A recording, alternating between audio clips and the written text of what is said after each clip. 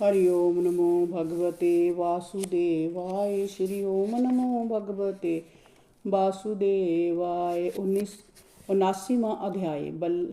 बल्लवल दानव का वध और बलराम जी की तीर्थ यात्रा। श्री सुखदेव जी ने कहा, परीक्षित, सत्संग पर्व के दिन भयानक रूप से आंधी चलने लगी। चारों ओर पीव की दुर्गंध आने लगी और जगशाला में मल मूत्र बरसाने लगा। उसी समय हाथ में त्रिशूल लिए बल्लवल दानव दिखाई दिया, जो बड़ा भयंकर और बलवान दिखाई पड़ रहा था। उसे देखकर ऋषि मुनि भयभीत होकर भागने लगे।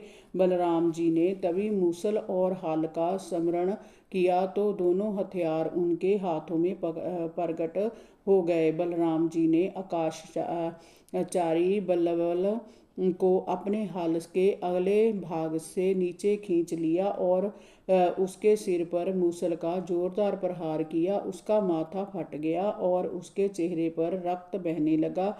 वह दूसरे ही क्षण चित्कार करता हुआ धरती पर गिर पड़ा और मर गया। सभी मुनियों ने उसके मरते ही बलराम जी की स्तुति की और उन्हें आशीर्वाद दिया। उसके बाद नैमिषारण्य वासी ऋषियों से विदा लेकर बलराम जी कौशिकी नदी के तट पर गए। वहां स्नान करके वह सरजू नदी के उद्गम सरोवर पर गए। वहां सरजू के किनारे किनारे चलते हुए उसे छोड़कर वह गंगा तट पर आए। गंगा के सहारे चलते हुए वह प्राग पहुँचे। वहां संगम में स्नान करके उन्होंने देवता, ऋषि एवं पितरों का तर्पण किया और पुलहाश्रम पहुँचे। वहां से वह गंडकी, गोमती, विपाशा, सोन आदि नदियों में स्नान करके गया तीर्थ आए। वहां उन्होंने अपने पितरों का श्राद्ध किया। फिर वह गंगा सागर गए और स्नान करके महेंद्र पर्वत पर गए। वहां उन्होंने परशुराम जी के दर्शन किए और उनका अभिवादन किया। उसके बाद वह सप्त गोदावरी, बेना, पम्या, भीमरथी आदि नदियों में स्नान करके स्वामी कार्तिकेय के दर्शनों के लिए गए। फिर वहां से वह महादेव जी के श्री शैल पर्वत पर गए। वहां से उन्होंने द्रविड़ देश के पुण्य स्थान वेंकटाचल बालाजी का दर्शन किया। वहां से वह कामाक्षी, शिवकाशी, विष्णुकाशी होते हुए कावेरी में स्नान करने पहुँचे। फिर श्री रंग जी के दर्शन करने गए। उसके बाद बलराम जी ने ऋषभ पर्वत, दक्षिण मथुरा, मदुराई और रामेश्वरम में सेतु बंद की यात्रा की। वहां बलराम जी ने ब्राह्मणों को 10,000 गायें दान में दी।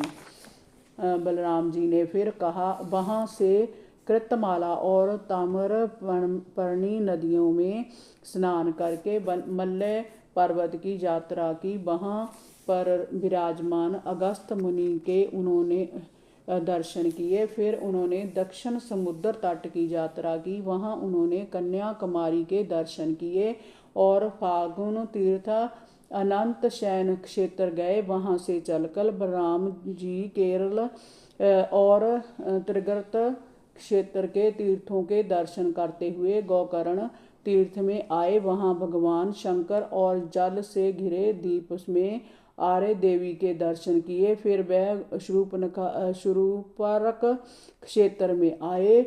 उसके बाद तापी, प्योषणी और निर्वंध्या नदियों में स्नान करके वह दंडकारण्य क्षेत्र में आए। वहां से वह नर्मदा के तट पर पहुंचे। वहां उन्होंने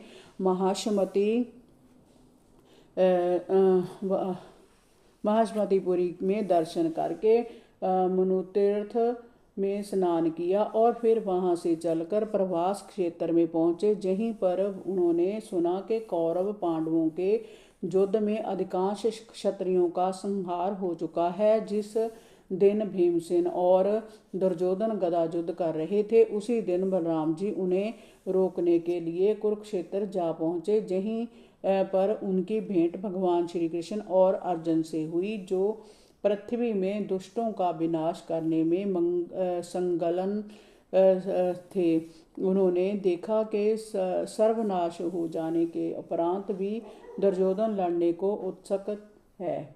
बलराम जी ने दोनों को युद्ध ना करने के लिए समझाया, पर वे नहीं माने तो वे उन्हें छोड़कर द्वारका चले आए। द्वारका में कुछ दिन व्यतीत करके वे अपनी पत्नी केतकी के साथ फिर नैमिषारण्य क्षेत्र में आए और वहां ऋषियों के सहयोग से कई यज्ञ किए। बाद में उन्होंने पत्नी के साथ यज्ञांत स्नान किया और ब्राह्मणों को दान दक्षिणा देकर चंद्रदेव के समान शोभायमान होने लगे।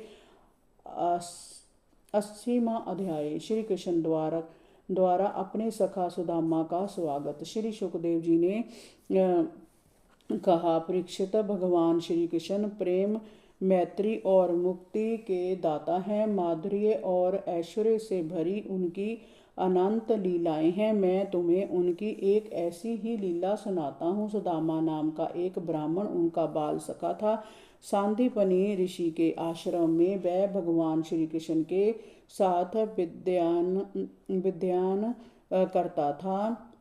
वह बड़ा जितेंद्रिय और ब्रह्म ज्ञानी था। जब उसने गृहस्थ आश्रम में प्रवेश किया तो दरिद्रता भी उसकी सहचरी बनकर सदा के लिए उसके घर में आकर बैठ गई। हरि ओम नमो भगवते वासुदेवाय। श्री ओम नमो भगवते वासुदेवाय।